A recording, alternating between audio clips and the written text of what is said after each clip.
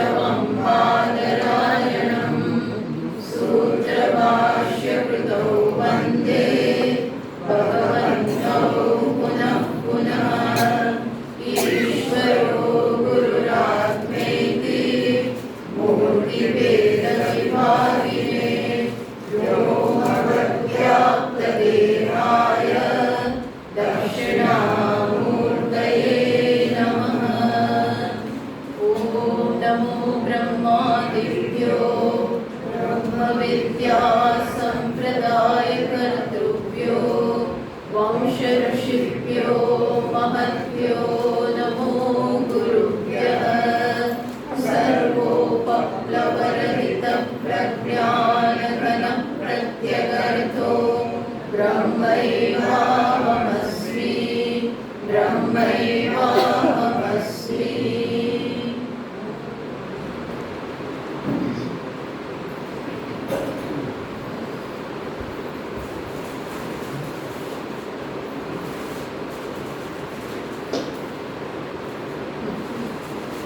जो ઉપનિષદ શબ્દ એ શબ્દ પોતે જ એ લોકો થોડું સંસ્કૃત જાણતા હોય તો આ શબ્દ પોતે જાહેર કરે છે કે આ વિષય શું છે. ઉપનિષદ શબ્દ એ પોતે એ વિષય શું છે, શેનું જ્ઞાન છે, કયો વિષય છે, કઈ પ્રકારનું જ્ઞાન છે અને આ જ્ઞાન શું કરે છે એ બધી જ વસ્તુ આ શબ્દ જ જાહેર કરે છે. કઈ રીતે તો આપણે બહુ સંક્ષેપમાં એ સમજીએ. આ ઉપનિષદ શબ્દ કયા ધાતુમાંથી નિષ્પન્ન થયો છે? કયા ધાતુમાંથી? તો કે સદ ધાતુમાંથી. આ સદ વિશરણ ગતિ અવસાદનેષુ ઇતિ સ્મર્યતે. આ સદ ધાતુમાંથી, સંસ્કૃતના બધા જ શબ્દો ધાતુમાંથી નિષ્પન્ન થાય. તો આમાં કયો ધાતુ છે? સદ ધાતુ. હવે સદ ધાતુના ત્રણ અર્થ થાય છે.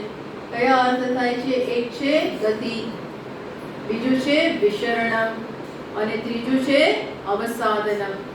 ગતિનો અર્થ થાય કે ક્યાંક આપણને લઈ જાય છે. વિશરણમનો અર્થ થાય કે શિથિલ કરે, કશીક વસ્તુને શિથિલ કરે. શિથિલ કરે એટલે ઢીલું કરે. અને ત્રીજો અર્થ કયો છે? કયો મેં? અવસાદન. અવસાદન એટલે નાશ. અવસાદન એટલે ડિસ્ટ્રક્શન, કોઈ પણ વસ્તુનો નાશ કરવો. પણ હવે આ સદ અને સાથે મેં કહ્યું ને એને આગળ બે ઉપસર્ગ લગાવેલા છે. કયા બે ઉપસર્ગ છે? ઉપ અને ની. તો ઉપશબ્દ હિ સામીપ્યમ આહ. આ ઉપશબ્દ કયા અર્થમાં છે? તો કે સમીપતાના, નજીકતાના, નજીક એવો અર્થ થાય છે આ ઉપ એ ઉપસર્ગનો. તો નજીક પણ શું થાય? તો નજીક એટલે શું?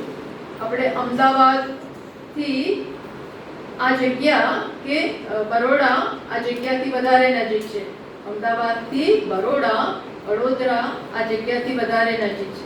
એમ તમે વધારે ને વધારે ને વધારે નજીક, સૌથી નજીકતાનું પર્યવસાન શું? તો કે છે તચ્ચ અસતિ સંકોચકે પ્રતિચી પર્યવસતિ.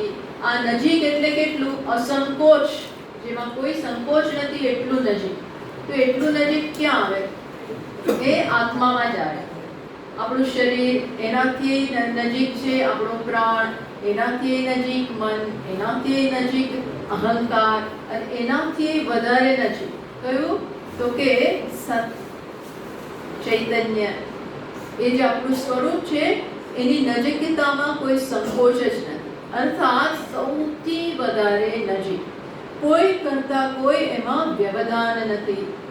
કોઈ પણ આત્મા અને મારી વચ્ચે, આત્મા અને મારું એવું બી ના કહેવાય, પણ આત્મા એટલે શું? જે અત્યંત નજીક, પૂર્ણ અર્થમાં જે નજીક છે એના વિશેનું જ્ઞાન. આ ઉપશબ્દ શું બતાવે છે? આ જે નજીકમાં નજીક છે એનું જ્ઞાન આપણને આપે છે. કઈ પ્રકારનું જ્ઞાન આપે છે? તો ની ઉપસર્ગ છે, ઉપ ની અને પછી આ સદ. તો ઉપ આપણે જોયું, પછી આ ની નો અર્થ શું થાય છે? તો શું છે? નિશબ્દશ્ચ નિશ્ચય અર્થ. નિનો અર્થ થાય છે નિશ્ચિતપણામાં. તો કેવું આ જ્ઞાન હશે? નજીકમાં નજીક જે આત્મ તત્વ છે એનું જ્ઞાન પ્લસ કેવું જ્ઞાન? નિશ્ચિત જ્ઞાન, ડેફિનેટ એવું જ્ઞાન આપે કે જેમાં પછી આપણને સંશય ના રહે. શ્રુતિ એવું જ્ઞાન આપે છે. કેવી પ્રકારનું આત્માનું જ્ઞાન? જેમાં કોઈ ડાઉટ્સ નથી, જેમાં કોઈ વેગનેસ નથી. એટલે એમાં આપણને જાત જાતની શંકા હોય, સ્પષ્ટતા ના હોય એવું આમાં છે, આવું રહેશે નહીં. એવી પ્રકારનું જ્ઞાન. હવે આ જ્ઞાન કરે છે શું? તો એ જાહેર થાય છે જેનાથી સદ ધાતુથી. એ આપણે કહ્યું સદના 3 અર્થ થાય. પણ હવે ધાતુ એટલે તો અહીંયા છે, આ છે ક્રિયાપદ. તો એ વસ્તુ એ જ્યારે કંઈક કરે, શું કરશે? એના 3 અર્થ. લઈ જશે ગતિ, પછી પેલા વિશે એને શિથિલ કરશે, અને ત્રીજું છે નાશ કરશે. પણ એ કરે ક્યારે? જ્યારે કર્તા બને. કોઈ પણ વ્યક્તિ કરનાર હોય, કરતા વગર કઈ કામ ના થાય. શિથિલ કરવું, નાશ કરવો, લઈ જવું. પણ કોણ? લઈ જનાર તો કોઈક જોઈએ ને, નાશ કરનાર કોઈક જોઈએ ને. એટલે જ્યાં સુધી કરતા ના હોય ત્યાં સુધી થાય નહીં. એટલે આ જે ધાતુ છે એને હવે શેમાં કન્વર્ટ કરવું પડે? કર્તામાં. એને નામ બનાવવું પડે. તો નામ કેવી રીતે બને? કરનાર. તો એ કર્તામાં ક્યારે કન્વર્ટ થાય આ ધાતુ? તો એના માટે એમાં સંસ્કૃતમાં ક્વિપ પ્રત્યય ઉમેરવામાં આવે છે. ક્વિપ પ્રત્યય. ક્વિપ પ્રત્યય એટલે અપ્રત્યય. પણ એ કેવો છે? એની વિશિષ્ટતા એવી પ્રકારની છે એ પ્રત્યયની, ક્વિપ પ્રત્યય. એને લગાડો પછી જતો રહે. લગાડો એ પ્રત્યય, પછી એ દેખાય નહીં, પણ એનું કામ કરી જાય. શું કામ કરે? તો કે છે એ ધાતુને શેમાં નિષ્પન્ન કરી દે? નામમાં. એને કર્તામાં હવે એ કામ કરશે. હવે કર્તા આવી ગયો એટલે હવે કંઈક થશે. ત્યાં સુધી માત્ર ધાતુના અર્થથી કંઈ ના થાય. એટલે ક્વિપ પ્રત્યય આવવાથી શું થશે? હવે કરનાર બનશે. પછી સંધિના નિયમ પ્રમાણે શું હતું? સદ હતું. સગડીનો સ. હે એ સંધિના નિયમ પ્રમાણે આગળ ની હોવાને કારણે એ હવે શેમાં ફેરવાઈ જાય છે? ષટકોણના. એટલે ઉપનિષદમાં ઉપનિષદ નથી, એ શું છે? ઉપનિષદ. તો એ ષટકોણનો શ છે. એ સંધિના નિયમ પ્રમાણે સ નો શ થઈ ગયો. ઓકે. અને હવે એ કર્તા બની ગયો. ઉપનિષદ શું કરે છે? પહેલો એનો અર્થ છે ગતિ. હવે એ 3 અર્થ આપણે લાગુ પાડી શકીએ. તો શું કરે? ગતિ. લઈ જાય છે. ક્યાં લઈ જાય છે? ક્યાં લઈ જશે? હા, પોતાની પાસે. કોઈ પોતાની પાસે કેવી રીતે લઈ જાય? હું તો છું જ હમણાં અંદરમાં. ક્યાં જવું? ક્યાં જઈએ? તો આ લઈ જવાનું કયા સેન્સમાં છે? અજ્ઞાનમાંથી જ્ઞાનમાં.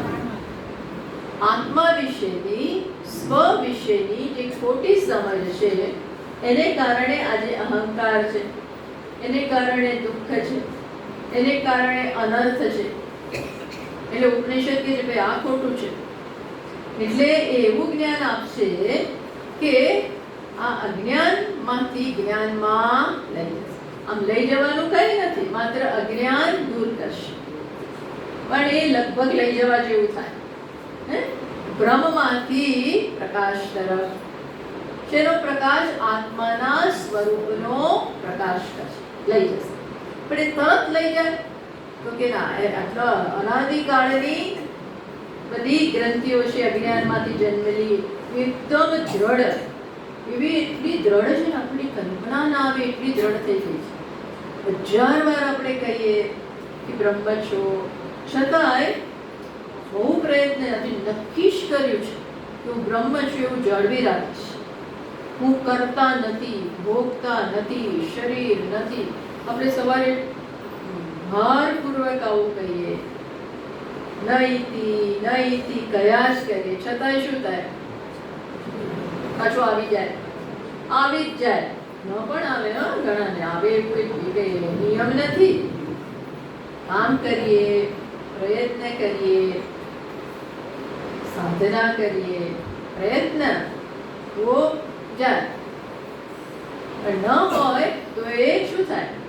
તરત નહીં જાય. એ શું થાય? ધીમે ધીમે તમારા પ્રયત્ન અનુસાર આ બધી ગ્રંથિઓ જે અજ્ઞાનમાંથી જન્મેલી છે, હું શરીર છું, અહંકાર છું, આમ છું, તેમ છું, ફલાણું છું, એ બધું ધીમે ધીમે આપણે સાવધાન હોઈએ, પ્રયત્નશીલ હોઈએ, સિન્સિયર હોઈએ. આમાં સિન્સિયરિટી જોઈએ. સિન્સિયરિટી પોતાની સાથેની સિન્સિયરિટી કે ના મારે આ કરવું જ છે. કેમ? કારણ કે આના વગર કોઈ ઉપાય છે, એના વગર દુઃખ જવાનું, એના વગર હું મારાથી દૂર છું અને જેનું કોઈ કારણ નથી. છતાં બી આપણે દુઃખી થઈએ છીએ. અનેક પ્રકારનું દુઃખ છે જીવનમાં. ભ્રમમાંથી જન્મેલું, ગ્રંથિમાંથી જન્મેલું. તો એ આવો નિશ્ચય થયો હોય, આપણી સિન્સિયરિટી હોય, તો શું થાય? ધીમે ધીમે આપણા પ્રયત્નને અનુસાર આ શિથિલ થાય. થોડું ઢીલું પડે, જરા ઢીલું પડતું જાય. એટલે શું થયું? એનો અર્થ વિશરણમ, શિથિલીકરણમ, એટલે ધીમે ધીમે ઢીલું પાડે. અજ્ઞાનની પકડ ધીમે ધીમે લૂઝ થતી જાય. તો સમજવું આપણે પ્રગતિ કરી રહ્યા. જો ન થાય તો શું સમજવાનું? આપણે કરતા નથી. એનો અર્થ નથી કે એનામાં શક્તિ નથી, પણ આપણે કરતા એને શિથિલ કરવું. અને શિથિલ એમને ન થાય. સાંભળ્યા કરીએ, મનન કર્યા કરીએ, ધ્યાન કર્યા કરીએ અને સિન્સિયરલી આ કરીએ તો એ શિથિલ થાય. અને પછી એનું પર્યવસાન શેમાં આવે? પણ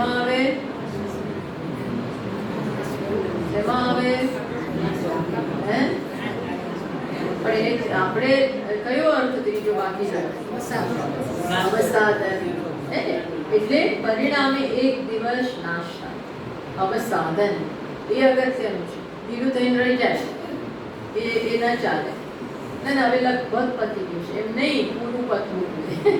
આપણે કઈ લગભગ કામ પતી ગયું છે, લગભગ. એ લગભગ ના ચાલે. લગભગ પહોંચી ગયા, પણ જ્યાં સુધી પહોંચ્યા નથી કંઈક પણ થઈ શકે. એટલે આ કેવું છે? કમ્પ્લીટ અવસાન, પૂરેપૂરો એનો નાશ થવો જોઈએ. જેનો નાશ? જે ભ્રમ છે એનો નાશ એ થવું જોઈએ. એ હવે ઉપનિષદ શબ્દ ઉપનિષદ શબ્દ જ જાહેર કરે છે કે હું આવું છું, હું આ કામ કરવાનું છું. તો આ ઉપનિષદ શબ્દનો આવો અર્થ થયો. પછી તમે ગ્રંથને ઉપનિષદ કેમ કહો છો? ઉપનિષદ એટલે બ્રહ્મ વિદ્યા થાય. બ્રહ્મ વિદ્યા આ કરશે. તો ગ્રંથને અહીંયા કે છે કથમ તર્હિ ગ્રંથે વૃદ્ધાઃ તત્ શબ્દમ પ્રયુજ્યતે.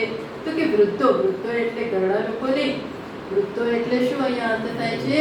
જે જાણે છે, જ્ઞાનમાં વૃદ્ધ છે, જાણકાર.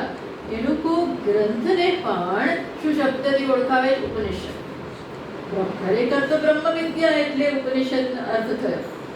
પ્રાઇમરી સેન્સ, મુખ્ય સેન્સમાં તો બ્રહ્મ વિદ્યા, જે આ ત્રણ અર્થ આપણે જોયા, એ ઉપનિષદ કહેવાય. પણ આ ગ્રંથને પણ બૃહદારણ્યક ઉપનિષદ, ઈશાવાસ્ય, મુંડક વગેરેને પણ ઉપનિષદ કહેવાય છે. કેમ? તો એ એટલા માટે ગ્રંથસ્ય બ્રહ્મ વિદ્યા જનકત્વાत्.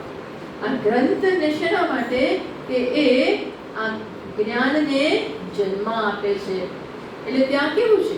તો કે છે જન્ય જનકયોઃ અભેદાત.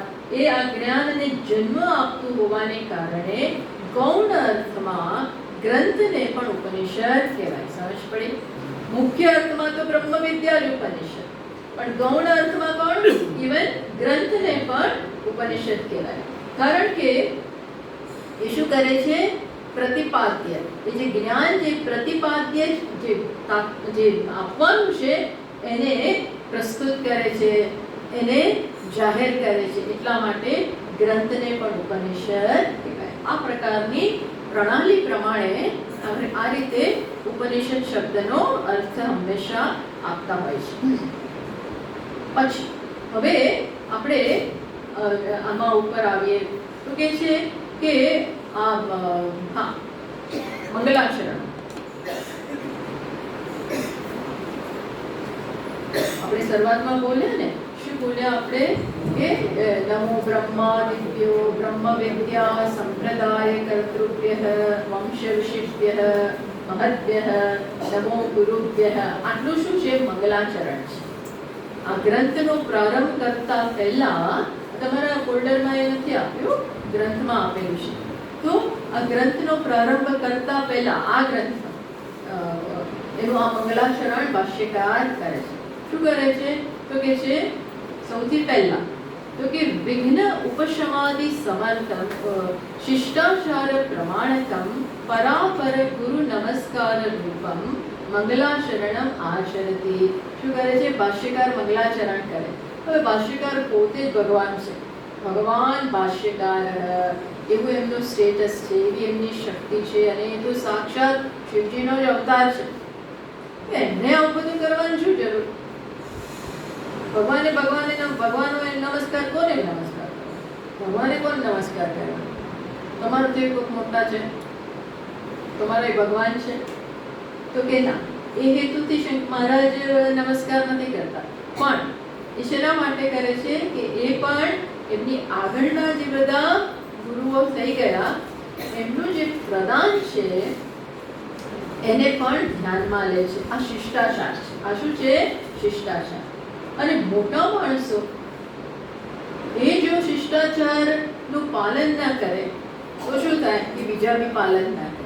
કારણ કે હંમેશા મોટા લોકો બીજા માટે આદર્શ બને. મહાન લોકો જેમ કરે, જેમ એમનું આચરણ હોય, જેમ એમના વિચાર હોય, જે એમના કર્મ હોય, એ હંમેશા બીજા લોકો માટે શું બને? રોલ, એ લોકો આદર્શ બને. બીજા એને ફોલો જ કરે. યદ્યદ આચરતિ શ્રેષ્ઠ તત્ત દેવો દેવે દેવો તત્ત દેવે તરો જન ઇતરો જન. બીજા જે માણસો છે એને ફોલો કરે હંમેશા. એટલા માટે પણ જે મહાન વ્યક્તિઓ હોય એમની બહુ મોટી રિસ્પોન્સિબિલિટી છે. એમને કદાચ ન કરે તો ચાલે, પણ એ આચાર બેસાડવા માટે એ ખાસ એનું પાલન કરે. અને અહીંયા કયું પાલન કરવાનું છે? મંગલ આચરણ. તો છે ને, ગુરુને નમસ્કાર એ મોટું મંગલાચરણ થઈ ગયું. ગુરુને એ લખ્યું ને નમો બ્રહ્માદિભ્યઃ, બ્રહ્માજી વગેરે. તો અહીંયા પ્રથમ ગુરુ કોને બતાવવામાં આવે છે? બ્રહ્માજી. બ્રહ્માજી પોતે જ એમના નમસ્કારમાં સર્વાહ દેવતાઃ નમસ્કૃતાઃ ભવન્તિ. હિરણ્યગર્ભ કે બ્રહ્માજીને નમસ્કાર દ્વારા, કારણ કે પહેલા ગુરુ કોણ? તો આપણા શાસ્ત્રોમાં બહુ સેફલી કહી દે કોણ? ભગવાન. કારણ કે નહીતર શું થાય કે આમના ગુરુ આ પછી એમના પછી આ પછી એમના પછી આ. તો કોઈ મનુષ્ય કોઈક હોય તો હંમેશા એની આગળ કોઈક રહેવાનું છે. એટલા માટે પહેલો ગુરુ કોણ હોય? હંમેશા ભગવાન, ઈશ્વર. એટલે એમને પણ નમસ્કાર કરે છે. નમો બ્રહ્માદિભ્યઃ બ્રહ્મ વિદ્યા સંપ્રદાય કર્તૃભ્યઃ. આ સંપ્રદાય, આ કે સંપ્રદાય એટલે શું? એક ગુરુ પાસેથી શિષ્ય પાસે વિદ્યા આવે, એ પણ પાછું ત્યાં રોકી ના રાખે. એ પણ એ વિદ્યા બીજા પોતાના શિષ્યને આપે. આ રીતે જ્ઞાન પરંપરાથી આવે છે. જ્ઞાનમાં વિચ્છેદ નથી. સમજ્યા તમે? એ જ જ્ઞાન એને આપનાર થોડી ઘણી એની સ્ટાઇલ જુદી હોય, એના એક્ઝામ્પલ્સ જુદા હોય, એ બધું બની શકે. પણ જ્ઞાન આપનાર જે જ્ઞાન વસ્તુ છે એ ક્યાંથી આવે છે? પરંપરાથી. ગુરુ શિષ્યની પરંપરાથી એ જ્ઞાન આવે. આમાં વિચ્છેદ નથી આવતો. જો આવે તો એ પરંપરા અટકી જાય. અને એવું બને પણ ખરું. ભગવદ્ ગીતામાં ભગવાન કહે છે કે બહુ પહેલા એક સમય એવો હતો જ્યારે આ જ્ઞાન ક્ષત્રિયો પાસે હતું, પણ પછી જ્યારે સમાજમાં એવું બને કે અર્થ અને કામ જ્યારે અગત્યના બની જાય, અર્થ અને કામ પ્રધાન બને, મુખ્ય બની જાય, 4 પુરુષાર્થમાંથી અર્થ અને કામ જ્યારે પ્રધાન બની જાય તો પેલા બીજા બે જે પુરુષાર્થ છે ધર્મ અને મોક્ષ એ ક્યાં જતા રહે? બેક બર્નર ઉપર કે પાછલા ગેસ ઉપર જતા રહે. ટૂંકમાં એ પ્રધાન ન રહે. અને અર્થ કામ એટલે જીવનનું ધ્યેય જ્યારે અર્થ હોય અને કામ એટલે ઇન્દ્રિયોના સ્તરે હું સંતોષિત છું, સુખાકારી ઈચ્છું. અને અર્થ એટલે ભૌતિક સગવડોથી, ધન સંપત્તિથી એમાં હું સલામતી જોઉં. એમાં સલામતી એમાં જોવી. સલામત સ્વરૂપ આત્મા સલામતી શેમાં જુએ છે? ધન સંપત્તિમાં, નામમાં, યશમાં, કીર્તિમાં. આ બધું અર્થ છે.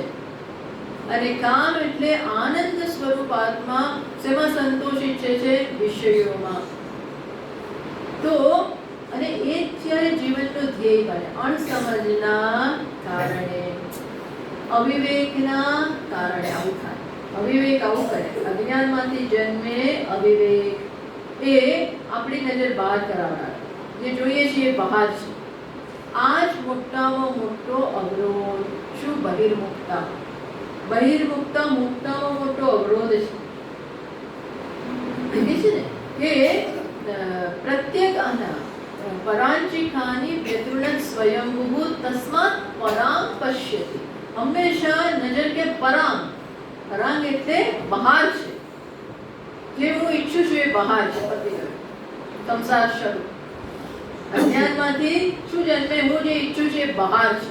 જો આ બહુ આપણે કંઈ પણ કરીએ એ પહેલા કંઈ પણ ઈચ્છા કરીએ, પહેલા મનના સ્તરે ઈચ્છા થાય અને પછી આપણી ઇન્દ્રિયો દ્વારા આપણે પૂરી કરવા જઈએ. એ પહેલા હવે વિચારવાનું. શું વિચારવાનું? શું આ જરૂરી છે? હું જે ઈચ્છું છું એ ત્યાં છે? પહેલો સ્ટેપ તો ત્યાં જ રોકી દેવાનો.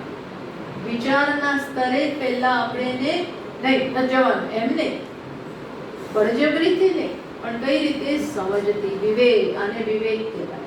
હું ઈચ્છું છું ત્યાં છે કે હું છું? ત્યાં છે કે હું છું? આ પહેલો સ્ટેપ. અવિવેક. વિચારના સ્તરે વિવેક લાવીએ. આમ કામ થાય. ત્યાં રોકો એટલે પછી નેક્સ્ટ સ્ટેપમાં રોકાય. ક્યાં રોકાય? એ પ્રવૃત્તિ જ ના થાય. પછી એ પ્રવૃત્તિ ના થાય. અને થાય તો પણ કેવી પ્રવૃત્તિ કરવાનો? અન્યના લાભાર્થે. એ થાય પણ મારા લાભાર્થે નહીં. આ મારા લાભાર્થે, મારા સંતોષ માટે, મારા આનંદ માટે. એ શું થઈ ગયું? અવિવેક. એ ખોટો રસ્તો. આપણે જગતમાં સામાન્ય લોકોને આવું ના. સામાન્ય એટલે જે કંઈ જાણતા જ નથી એને આવું ના કહેવાય. એ બધું ઊંધા રસ્તો જ છે. આ કેવું? આ ખોટો શું છે ખબર છે? ખોટી દિશા. જીપીએસમાં ખોટું એડ્રેસ અને પછી ખોટા રસ્તા પકડી ક્યાંય ખેતરમાં લઈ જાય આપણને. તમે જે સહેજ એમાં ભૂલ પડે ને તો એ તો કોઈ બોલ સીધું જાઓ, સીધા જાઓ. એ ગુજરાતી તો બોલતા નથી. પહેલામાં જ બોલે ટેક સ્ટ્રેટ, રાઈટ, લેફ્ટ. અને એને આપણે બ્લાઇન્ડલી ફોલો કરીએ પછી એ ક્યાં જાય? ખેતરમાં.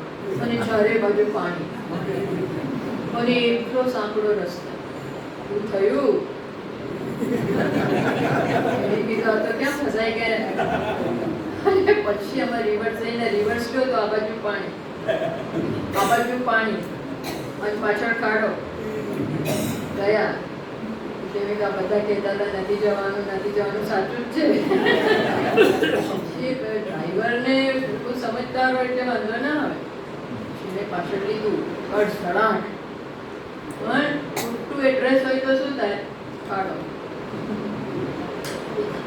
એટલે રાઈટ એડ્રેસ અને પછી એ જે માર્ગદર્શન આપે એ પ્રમાણે બરોબર ના નહીં રાઈટ કે હું તો આમ લઉં એવું નહીં, એને બરોબર પણ એ જીપીએસને સમજવું પડે. હા, એને સમજવું, સમજનારા સમજે, આપણે બ્લાઇન્ડલી ફોલો કરીએ, સમજનારા સમજતા હોય છે.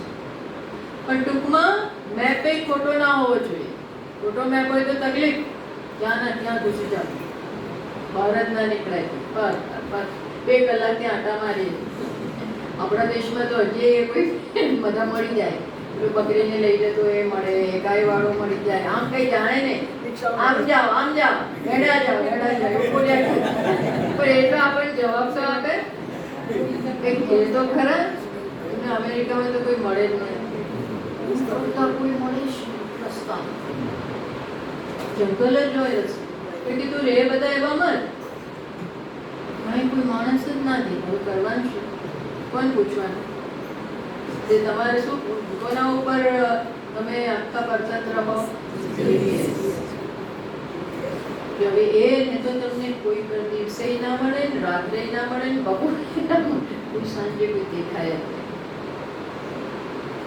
એટલે તમારે બહુ આ બધી સ્પષ્ટતા રાખવી પડે, નહીતર ગોળ ગોળ ગોળ ગોળ ગોળ ગોળ ગોળ ગોળ.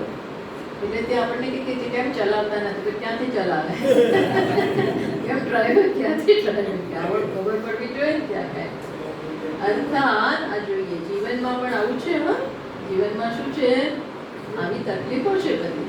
યોગ્ય ધ્યેયની સ્પષ્ટતા તેમજ તેની દિશાની પણ, ક્યાં પહોંચવું છે અને એનો કયો રસ્તો છે. આ ન ખબર હોય તો ભરાઈ પડવાની પૂરેપૂરી શક્યતા. તો એમાં શું ભરાઈ પડે, શું વાંધો? આપણે સમય હોવો જોઈએ ને. સમય જાય, શક્તિ જાય, પછી આપણે કંટાળી જઈએ, થાકી જઈએ. આ બધું ના ચાલે, આ બધું પોસાય નહીં. સી એને સમયની કિંમત છે,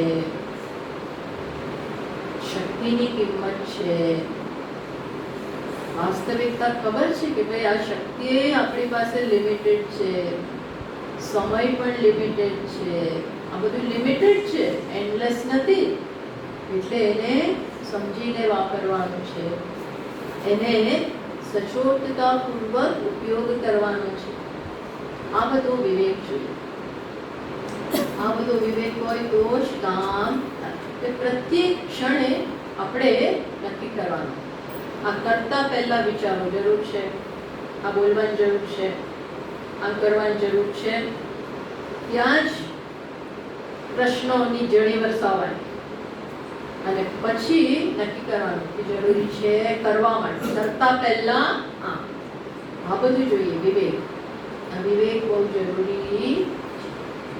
તો અર્થ અને કામ એ જ્યારે પ્રધાન બને તો આ બધું નથી બનતું. એટલે શાસ્ત્રમાં આચાર્ય પ્રમાણે, શાસ્ત્ર પ્રમાણે જીવનના ધ્યેય ગયા છે. 2 ધ્યેય છે. પહેલા તબક્કામાં ધર્મ અને પછી સેકન્ડ તબક્કામાં મોક્ષ. ધર્મ આપણને તૈયાર કરે મોક્ષ માટે, જ્ઞાન માટે. તે શાસ્ત્રના આ 2 તાત્પર્ય છે. કયા 2 છે? ધર્મ અને મોક્ષ. તો સ્વામીજી અર્થ અને કામની કોઈ અગત્યતા નથી? ના, છે. ધર્મ પ્રમાણે અર્થ બી બરોબર છે, કામ પણ બરોબર છે, પણ એની બાઉન્ડ્રી કઈ હોવી જોઈએ? ધર્મ પ્રમાણે, ધર્મના માપદંડ અનુસાર, ધર્મની બાઉન્ડ્રી અનુસાર અર્થ અને કામને તમે પૂરા કરો, વાંધો નથી, એ કરી શકાય. પણ નોટ ક્રોસિંગ ધર્મ, ધર્મની બાઉન્ડ્રી ક્રોસ કરીને નહીં. એટલે જ્યારે અર્થ અને કામ મહત્વના બને ત્યારે શું થાય? ધીમે ધીમે ધીમે શક્યતા છે કે એવા આચાર્યો ન રહે, એવા મહાન લોકો ન રહે કે જે આ જ્ઞાનને જાળવી શકે અને પછી ભવિષ્યની પેઢીને આપે, એવું ન પણ બને. અને ત્યારે શું થાય? આ પરંપરામાં વિચ્છેદ આવે, વિચ્છેદ પણ આવે તો ન ટકે. એટલે સંપ્રદાય ટકાવવો હોય તો આમાં વિચ્છેદ આવવો જોઈએ નહીં. અને એ ક્યારે થાય? ગુરુ એનું જ્ઞાન શિષ્યને આપે, શિષ્ય પણ પછી એના બીજો શિષ્ય તૈયાર કરે. આ કર્તવ્ય છે, આ જ્ઞાન માટેનું કર્તવ્ય છે. એટલે જો આ ભાષ્યકારને એ બધા પણ આ આખા સંપ્રદાયના પ્રત્યેક આચાર્યને, પ્રત્યેક ગુરુને આ દ્વારા નમસ્કાર કરે છે. આમાં ગુરુ પ્રત્યેની, સંપ્રદાય પ્રત્યેની કૃતજ્ઞતા વ્યક્ત થાય છે. કૃતજ્ઞતા કે ભાઈ મને તો બધું તૈયાર મળ્યું, આપણે કઈ આ બધું જન્માવ્યું નથી, આપણે કઈ વી ડીડ નોટ ઇન્વેન્ટ ફરીથી બધું કંઈક બહુ મારી જાતે પહેલેથી કાપો જે છે વાપરો ને. સીધું આપણને પ્લેટમાં પીરસીને આપવામાં આવે ના પણ હું બનાવું, એની જરૂર નથી. પીરસીને કોઈ આપે છે, એવું છે. આ જ્ઞાન આપણને તૈયાર મળે છે, તો પછી તૈયાર હોય તો એ શું હોવું જોઈએ? કૃતજ્ઞતા, ગ્રેટિટ્યુડ. આપણને આચાર્ય પ્રત્યે આખી જ પરંપરા પ્રત્યે, એટલે અહીં નમો બ્રહ્માદિત્ય બ્રહ્મ વિદ્યા સંપ્રદાય તત્વ બધા જ એકો એક એમાં આવી ગયા. આપણે અહીં ઉપનિષદમાં આવશે ચર્ચા બતાવીશું કે વંશના ઉલ્લેખને આમાં બહુ અગત્યતા આપી છે. બધાનું એક એકનું નામ ઓળખતા હોઈએ કે ન ઓળખતા, બધાનું નામ. કેમ? બીકોઝ એવરીબડી, બધા જ આચાર્યોએ આમાં કોન્ટ્રીબ્યુશન પોતાનું આપેલું છે. બહુ મોટું કોન્ટ્રીબ્યુશન. વિદ્યા પ્રદાન એ દ્વારા શું થાય? જ્યોત સે જ્યોત જગાવો, સદગુરુ જ્યોત સે જ્યોત જગાવો. એક મશાલમાંથી બીજી મશાલ પ્રગટે, એમ આગળ જાય, આગળ જાય. તો આ જેણે કર્યું એ બધાને નમઃ, એ બધાને નમસ્કાર. એ એમાં મંગલાચરણ શેના માટે? આ ગુરુના સ્મરણથી, સંપ્રદાયના સ્મરણથી એમના પ્રત્યે અહીંયા લખે છે કે શું છે? નમઃ શબ્દ ત્રિવિધ પ્રવિભાવ વિષય. એ શું છે? નમસ્કાર એટલે એમાં મારો પ્રવિભાવ, પ્રવિભાવ એટલે બધા જ સ્તરે હું ઉપકૃત છું. આ નમ્રતાનું દ્યોતક છે. વિચારના સ્તરે મારો અહંકાર મસ્તકમાં રહેલો છે તો એ પણ આપણે સમર્પિત કરીએ, સેવા દ્વારા સમર્પિત કરીએ, વિચારો દ્વારા, લાગણી દ્વારા, આ બધા દ્વારા આપણે સમર્પિત કરીએ. અને શું છે? ગુરુ પ્રત્યેનો આપણો આદર અને ભાવ અને સેવા અને શ્રદ્ધા આ બધું સમર્પિત કરીએ. એમાં શું થાય છે ખબર છે? આપણો અહંકાર ક્ષીણ થાય. આપણો અહંકાર જે છે, અહંકાર એટલે શું? અલગ. આ અલગ નામની તો કોઈ વસ્તુ જ નથી. આપણે કહ્યું ને સવારે, કોણ છે? માત્ર હું છું. અને હું એટલે કેવો? આ એક વ્યક્તિ નહીં, સીમિત વ્યક્તિ નહીં, કેવું? નિરાકાર, નિર્ગુણ પારમાર્થિક સ્તરે. અને વ્યવહારિક સ્તરે, પારમાર્થિક સ્તરે હું એટલે શું? નિર્ગુણ, નિરાકાર, નિર્વિશેષ, એકમાત્ર. વ્યવહારિક સ્તરે હું એટલે શું? બધું જ. સર્વાત્મતા. ભલે આપણે એક એકને આમ જુદા ઓળખાવીએ, હું આ પેલું પેલી એમ ગણતરી અનેક કરીએ, પણ વાસ્તવિક કેટલા છે? એકમાત્ર. એટલે વ્યવહારિક સ્તરે એક, બધું જ. આમ યુનિટી ઇન ડિસ્પેરિટી. ભલે ડાયવર્સિટી દેખાય, અલગ અલગ દેખાય, પણ બધામાં છે કોણ? એકતા, એક જ છે. તો એ પણ વ્યવહારમાં પણ ઐક્ય જોઈએ. વિચારના સ્તરે, વર્તનના સ્તરે, અને ખાસ કરીને ગુરુ સાથે. વ્યવહારમાં તો કહે જ છે કે ક્યારેય પણ ગુરુ સાથે અદ્વૈત ન કરવું. ગુરુ કહે છે ગુરુના કોઈ દિવસ ગુરુ સાથે અદ્વૈત નહીં કરતા. આપણે બંને એક અંદરથી ભાવથી, પણ બહારથી શું? દ્વૈત. કઈ રીતનું દ્વૈત? હું તમારાથી નીચો, હું સમર્પિત છું, એ પ્રકારે. તો એ આ નમસ્કાર દ્વારા એ વસ્તુ વ્યક્ત થાય છે. કેમ? તો આ અજબ ગજબ વસ્તુ છે. જે અદ્વૈત જે શાસ્ત્રનું તાત્પર્ય છે એ શેની વાત કરે? જ્યાં ગુરુ આવે ત્યાં કઈ વાત કરે છે? દ્વૈતની વાત કરે છે. અને શું વાત કરે? ભક્તિની વાત કરે. આ ભક્તિ પણ દ્વૈતમાં હોય. આ બધું દ્વૈતમાં છે. છતાં પણ ઉપનિષદ પોતે યસ્ય દેવે પરાભક્તિ યથા દેવે તથા દેવમાં જેવી પરાભક્તિ, નિષ્કામ ભક્તિ. પરાભક્તિ એટલે કેવી? નિષ્કામ, કોઈ કામના સહિતની નહીં, કોઈ સ્વાર્થવાળી ભક્તિ નહીં. કેવી ભક્તિ? નિસ્વાર્થ પરાભક્તિ. ત્યાં કઈ મારે જોઈતું નથી, બસ આપવાનું, માત્ર પ્રેમ. એવી જ એ ઈશ્વર જોડે એવી ભક્તિ. ઈશ્વર જોડે માંગ નહીં આપો, મને આપો, મને આપો, મને આપો, મને આમ કરો. ત્યાં બરોબર છે, માગી લેવાનું, જરૂર હોય ત્યાં સુધી માગવાનું. પણ જાણજો કે આ જરૂરનો કોઈ અંત જ નથી. માગી શકાય, ના નથી. તો કોની પાસ માગી? તમે તો બધા ના જ પાડો છો, તો માગો, વાંધો નથી. પણ અંદરખાને જાણવું કે આ માગણીનો કોઈ અંત જ નથી. પણ હું મારા માટે નથી માગતું, તો મારા પુત્ર માટે માગું, તો માગો, વાંધો નથી. પણ પછી કાલે શું કહે? એના પુત્ર માટે એ તું ચાલ્યા જ કરશે માગણી. એટલે પછી આ બધું ઈશ્વરને સોંપી દેવાનું. તું કર, કરવું હોય તો કર. પછી કર તું માથે રહી કરાવડાવે, એવું કરાવડાવે, એવું બી નહીં. Freedom, freedom. એટલે જુઓ, ઈશ્વર સાથેની જ્યાં પૂર્ણ ભક્તિ છે ત્યાં કેવું છે? ફ્રીડમ. ફ્રીડમ એટલે શું? તમે જેમ કરવું એમ તમે કરો. હું એમ બ્લેકમેલ નહીં કરું, ઇમોશનલ બ્લેકમેલ. કેમ? તમારો ભક્ત નથી, હું ભક્ત નથી, ભક્તિને હવે છોડી દેવાના, ભક્તિની ઈચ્છા પૂરી નહીં કરવાની. આવી કોઈ બળજબરી કરવાની નહીં. એ કરવાની નહીં એવું આપણે ફોર્સફુલી ના કહી શકીએ. એ શું થાય? ધીમે ધીમે ધીમે એની જરૂરિયાત ઓછી થઈ જાય. જરૂરિયાત ક્યારે ઓછી થાય? ક્યારે ઓછી થાય? આપણામાં શક્તિ આવતી જાય. બાકી કહીને નથી જરૂર, પણ અંદરથી બધી જરૂર. આપણે સ્ટ્રોંગ બનતા જઈએ, સબળ બનતા જઈએ, એમ જરૂરિયાત. હવે અમારે લોન લેવાની જરૂર ક્યાં છે? ઇનફ છે, ઇનફ છે. ને તો પહેલા શું કરવું? એટલે આ તો મારો દ્રષ્ટાંત છે.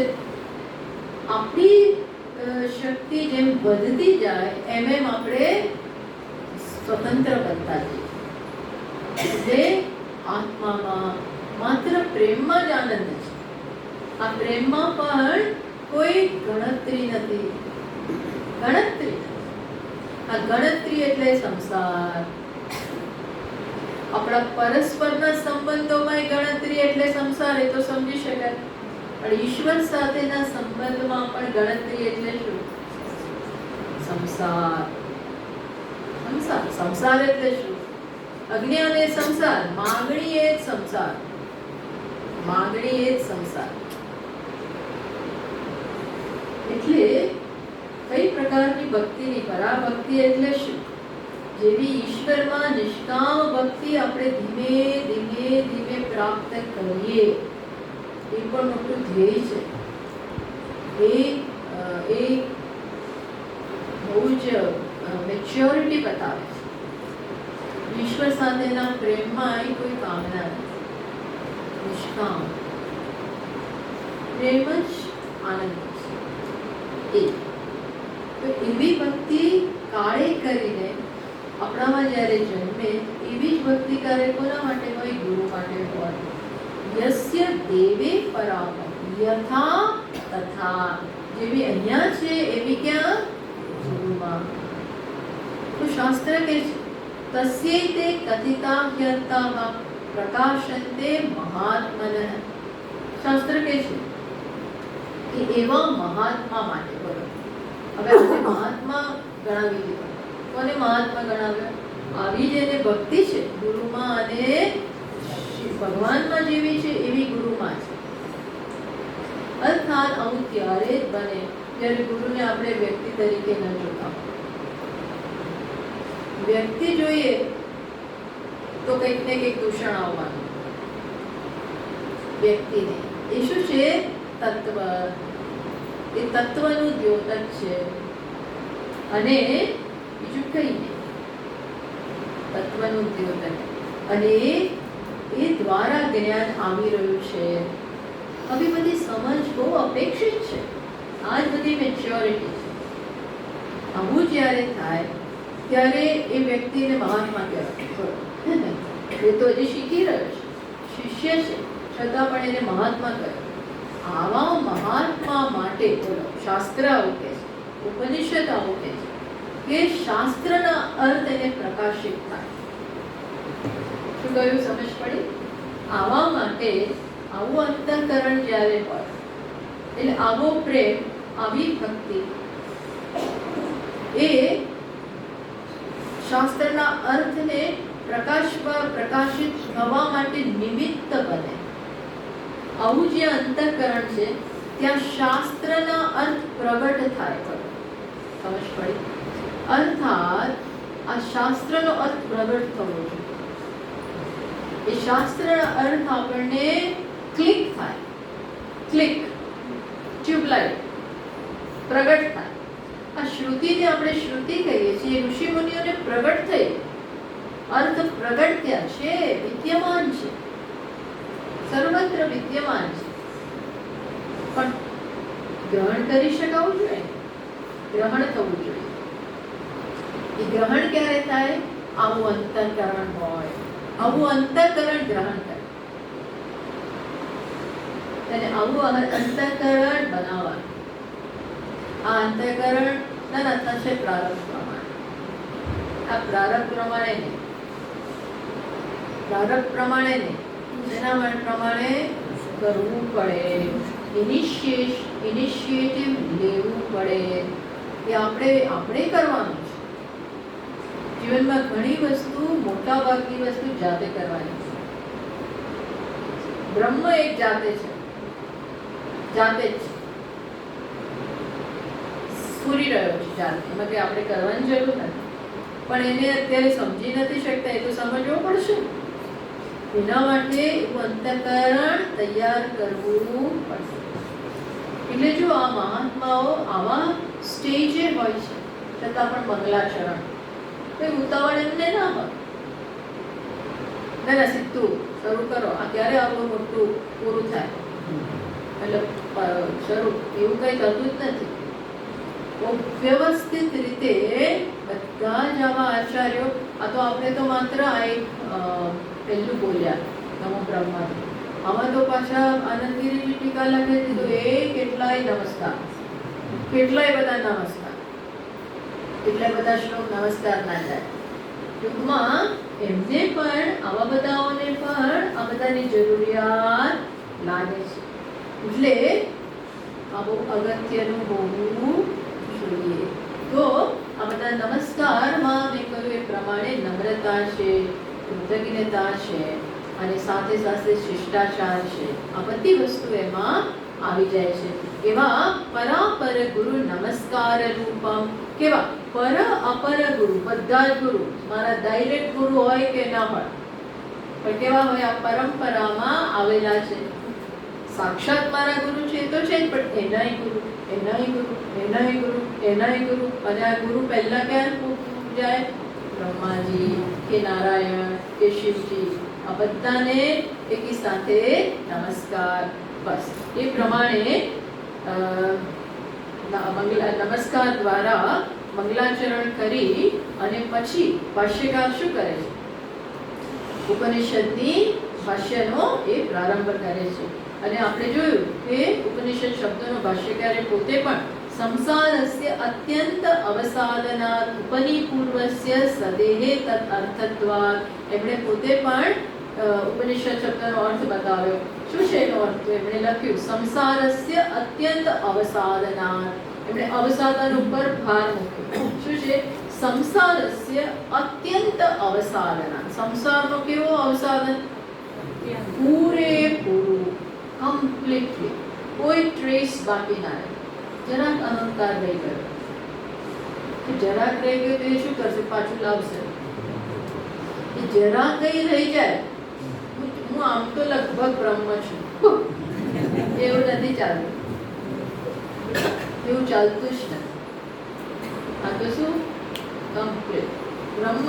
એવું બ્રહ્મ કે જ્યાં અહંકારનું નામ નિશાન નથી, અલ્પતાનું નામ. જરાક તો આટલા જન્મોથી અલ્પતા મને માનતો તો જરાક તો સાચી હશે કે નહીં?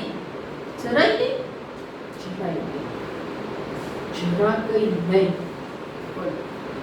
બહુ મોટી વસ્તુ છે. હા, મોટો કૂદકો છે, બહુ મોટો કૂદકો છે. શેમાંથી? અજ્ઞાનમાંથી જ્ઞાન, અજ્ઞાનમાંથી જ્ઞાન.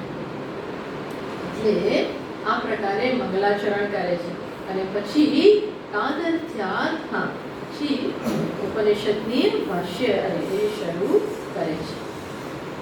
પછી ગઈકાલે મેં તમને કયું ફોર્મેટ બૃહદારણ્યક ઉપનિષદનું, પણ અમુક વસ્તુ મારે કહેવાની રહી ગઈ હતી કે તો પહેલા આપણે કહ્યું કે એને કેવું શું કહેવામાં આવે છે? બૃહદ આરણ્યક.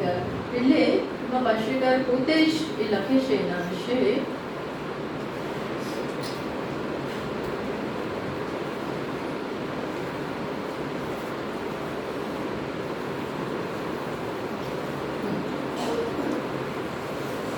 સાયમ ષડ અધ્યાય અરણ્યે અનુચ્યમાનત્વાદ આરણ્યકમ. પછી આ ઉપનિષદના 6 અધ્યાય, આમ તો 8 અધ્યાય છે, ગઈકાલે આપણે વાત કરી. શતપથ બ્રાહ્મણના આમાં 8 અધ્યાય, પણ ભાષ્યકારે 6 અધ્યાય ઉપર જ ભાષ્ય લખવાનું નક્કી કર્યું. શેના માટે? કારણ કે 2 અધ્યાય છે કયા વિષયના છે? પ્રવર્ગ્ય કર્મ વિષયના છે. અને કર્મને જ્ઞાન સાથે કોઈ સંબંધ નથી. એટલા માટે એમણે એના ઉપર કર્મ હંમેશા પ્રાપ્ત વિષય, અપ્રાપ્ત વિષયમાં વિષય છે. અપ્રાપ્તની પ્રાપ્તિ જ્યારે કરવાની હોય, અપ્રાપ્તની પ્રાપ્તિ, જે મને આજે પ્રાપ્ત નથી, જે મારા માટે દેશ અને કાળથી ભિન્ન છે, દેશથી ભિન્ન, કાળથી ભિન્ન, ત્યાં કર્મનો સ્કોપ છે. પણ જે અભિન્ન છે, પ્રાપ્ત જ છે, ત્યાં કયું સાધન છે? કયું સાધન છે? જ્ઞાન, માત્ર જ્ઞાન. તો એટલા માટે એને શું કહેવામાં આવે છે? કર્મ. એટલે ભાષ્યકારે એટલા માટે 2 છોડી દીધા અને પછી ચોથાથી એમણે ત્રીજાથી એમણે ભાષ્યની રચના કરી. અને એને નામ શું આપ્યું? તો કે બૃહદારણ્યકનો અર્થ સમજાવતા કહે છે બૃહત્વાદ પરિમાણતઃ બૃહદ આરણ્યક. બહુ મોટું છે પરિમાણમાં, માપમાં બહુ મોટું છે, અને આરણ્યક અને અર્થમાં મોટું છે. પ્લસ એને આરણ્યક કહ્યું. આરણ્યક શેના માટે? અરણ્યે અનુચ્યમાનત્વાદ આરણ્યકમ.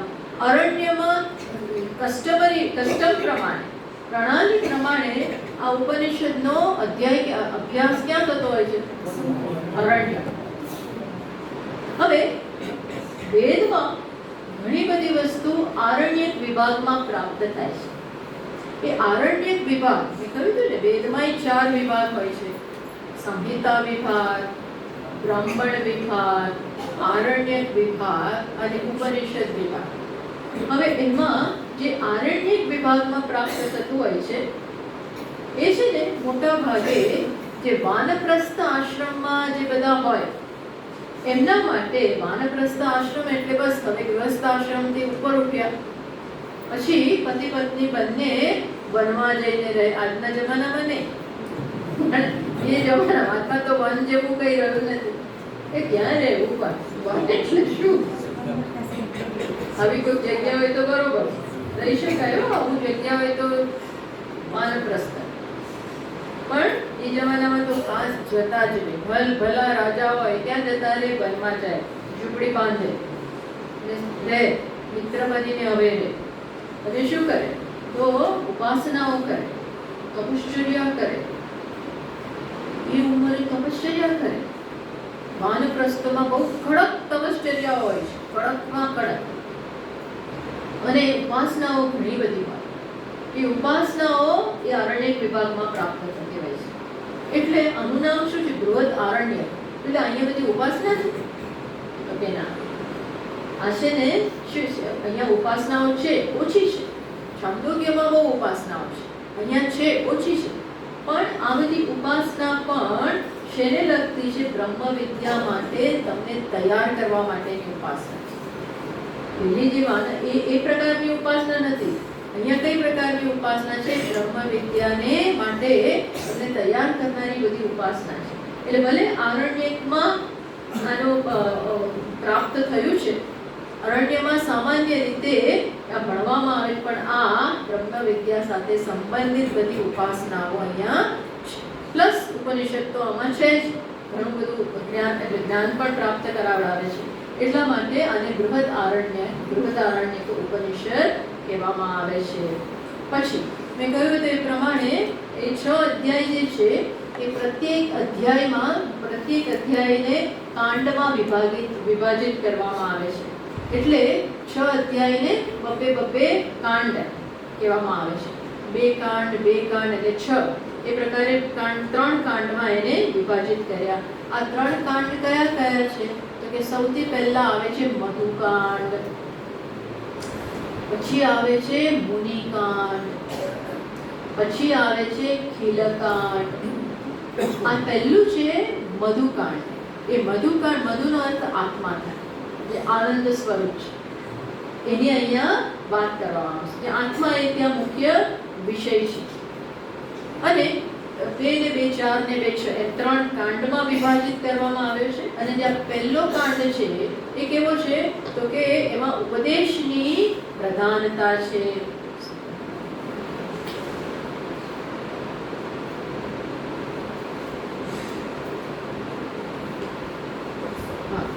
આગમૈક પ્રધાનત્વાત મધુકાંડમ. આ મધુકાંડ છે એમાં જેની પ્રધાનતા છે, ઉપદેશની પ્રધાનતા છે. શ્રવણ એટલે આપણી ભાષામાં આપણે કહીએ તો પહેલા શું આવે? આત્માના જ્ઞાનમાં સૌથી પહેલા શું આવે? શ્રોતવ્ય, મંતવ્ય, નિધિધ્યાસિતવ્ય. અહીંયા યાજ્ઞવલ્ક્ય અહીંયા જ આપણને મળશે થોડા વખત પછી, હમણાં નહીં. પછી તો આપણે શરૂ કરીએ. થોડા વખત પછી મુનિકાંડમાં આવીશું. ત્યાં મુનિમાં મુખ્ય મુનિ આ જ છે. કયા મુનિ? સ્ટ્રોંગ છે એટલે એના નામ ઉપરથી જ મુનિકાંડ પડ્યું. કયા મુનિ? બધા ઘણા સાધુ ત્યાં દેખાય છે મુનિઓ, પણ મેઇન મુનિ કોણ છે? આમ સૂર્ય સમાન. એમના ગુરુ સૂર્ય હતા. સૂર્ય જ એમના ગુરુ, એટલે જ સૂર્ય જેવા તેજસ્વી છે. તો એટલા માટે એમના નામ ઉપરથી જ બીજાના કાંડને શું કહેવામાં આવે? મુનિકાંડ, યાજ્ઞવલ્ક્ય કાંડ. પણ એ છે પહેલો મધુકાંડ છે આગમ પ્રધાન, એટલે ત્યાં શ્રવણની પ્રધાનતા છે. મુનિકાંડમાં ઉપપત્તિની પ્રધાનતા છે. ઉપપત્તિ એટલે તર્ક. ત્યાં તર્ક સાથે, રીઝનિંગ સાથે આપણને જે કહેવામાં આવ્યું છે એને સમજાવે, એવી પ્રધાનતા છે. એટલે શ્રવણ, પછી મનન, અને પછી ખીલકાંડ. એમાં શેની પ્રધાનતા છે? નિધિધ્યાસનની. ત્યાં વંશનું કથન પણ આવે છે.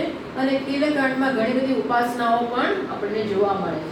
ટૂંકમાં આ રીતે શ્રવણ, મનન, નિધિધ્યાસન એ બધું યાજ્ઞવલ્ક્યજી મહારાજે જ કહ્યું. યાજ્ઞવલ્ક્યજીએ જ ત્યાં બહુ મોટી વસ્તુ સ્થાપિત કરી દીધી. એમણે મૈત્રેયીને કહ્યું કે આત્માને જાણવું જોઈએ. કેમ? કારણ કે આત્મા જ કેવો છે? આત્માના કારણે જ બધું પ્રિય છે. સર્વમાં સૌથી વધારે પ્રેમાસ્પદ કંઈક હોય તો શું છે? આત્મા સૌથી પ્રિય. અને એની વાત પણ આગળ આવશે. પુત્રથી એ પ્રિય, ધનથી એ પ્રિય, બધાથી પ્રિય છે આત્મા. અહીંયા આ ચેપ્ટરમાં જ આવશે. એનો વિસ્તાર પછી ત્યાં થાય છે બીજા અધ્યાયમાં. તો ત્યાં તો પછી એને જાણવું કેવી રીતે? તો કે છે એનો ઉપાય છે કયો? શ્રોતવ્ય, મંતવ્ય, નિધિધ્યાસન. એ હંમેશા શાસ્ત્રમાં આપણને દેખાય છે. શાસ્ત્રમાં ગર્ભમાં રહેલું જ છે. એટલા માટે આ પહેલા બે કાંડ ઉપદેશ પ્રાધાન્ય એટલે કે આ શ્રવણ કરવાનું, શ્રવણને પ્રધાનતા છે. પછી મનનને અને છેલ્લા બે કાંડમાં ઉપાસના નિધિધ્યાસન બંને એમાં આવી જાય. આ પ્રકારે 6 અધ્યાયને 3 કાંડમાં વિભાજિત કરવામાં આવે છે. પ્લસ એટલે કે નહીં તો છે ને તમને આમાં ખબર ના પડે આ શું ચાલે છે. તમને હમણાં હું કહું કે આટલું શોધી દો અંદર કોઈને કંઈ મળે છે.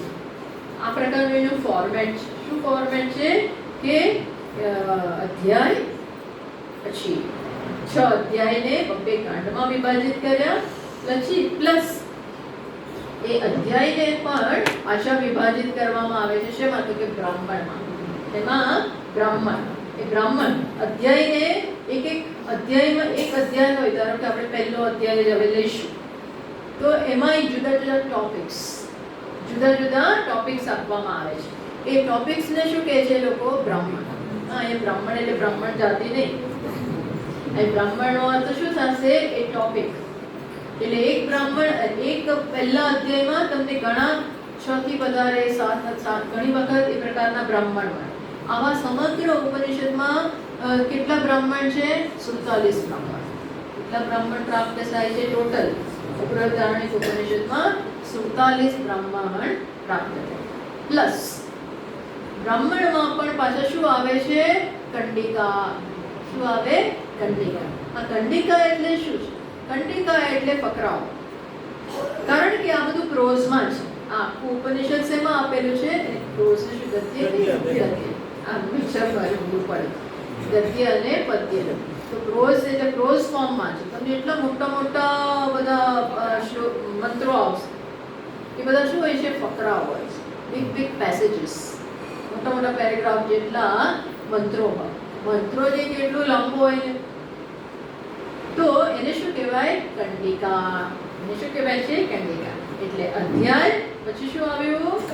કાંડ. પછી શું આવ્યું? બ્રાહ્મણ. અને પછી શું આવ્યું? આ ધ્યાનમાં રાખવું. હા, એટલે તો તમને ખ્યાલ આવતો જશે. કારણ કે ટોપિક બદલાશે એટલે બ્રાહ્મણનું નામ બદલાશે. પછી હું કહીશ કે ફલાણી કંડિકા શોધો, એટલે એ પેસેજ શોધવાનું. આ પ્રકારે છે. એટલે આ આખી એની ફોર્મેટ છે. પછી ઉપનિષદનો પ્રારંભ થાય છે ઉપાસનાથી. જે ઉપનિષદ પણ પ્રારંભ શેનાથી થાય છે? ઉપાસના. અને ઉપાસના પણ જે આવે છે જરાક જુદી પ્રકારની ઉપાસના છે. પહેલી ઉપાસના. હવે પહેલું બ્રાહ્મણ જે આપણે હવે ભણીશું એ પહેલું કયું બ્રાહ્મણ છે? અશ્વ બ્રાહ્મણ છે. કયું બ્રાહ્મણ? અશ્વ બ્રાહ્મણ. પહેલા અધ્યાયમાં કયો કાંડ? મધુકાંડ. એમાં પહેલું બ્રાહ્મણ. કયું બ્રાહ્મણ? અશ્વ બ્રાહ્મણ. આ પહેલા અધ્યાયમાં કેટલા બ્રાહ્મણ છે? આવા 6 બ્રાહ્મણ પ્રાપ્ત. એમાં પહેલું છે અશ્વ બ્રાહ્મણ. એ અશ્વ બ્રાહ્મણમાં આપણે જોઈશું પછીના ક્લાસમાં કે અશ્વમેઘના જે ઘોડો હોય એના ઉપર ઉપાસના કરવાની. અશ્વમેઘના ઘોડા ઉપર પ્રજાપતિ એટલે એ બધું સમજાવીશું. એના ઉપર સમગ્ર વિરાટ પુરુષનો ધ્યારોપ કરવાનો છે અને પછી એને વિઝ્યુઅલાઇઝ કરવાનો છે, એનું ધ્યાન કરવાનું છે, એની ઉપાસના કરવાની. તમે કહેજો આ બધું શું છે સ્વામી? આ શું છે? આ પ્રકારની આપણે એનું તાત્પર્ય ગ્રહણ કરીશું. એટલે હવે પછીનો જે ક્લાસ છે એમાં આપણે અશ્વ બ્રાહ્મણમાં પ્રવેશ કરીશું. પૂર્ણમદ પૂર્ણમિદં પૂર્ણાત પૂર્ણમુદચ્યતે પૂર્ણસ્ય પૂર્ણમાદાય પૂર્ણમેવા